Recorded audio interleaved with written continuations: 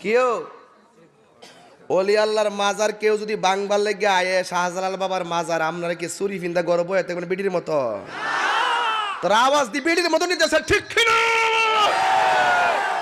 এই মুহূর্তে দরকার সুন্নিয়তের সরকার।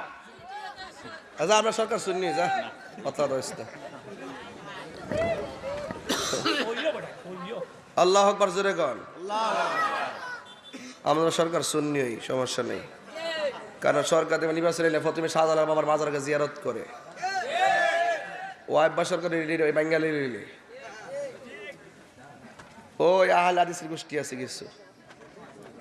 এই আহলে হাদিসের গোষ্ঠীরা কয় বাবা শাহজালালের মাজারে বলে লাইতে বাঙ্গালি তো আরে তোর ঠেঙ্গের নালা ভাঙ্গা হমান করে বুড়ি ভাড়াই দেবো যাস না হালি যাস না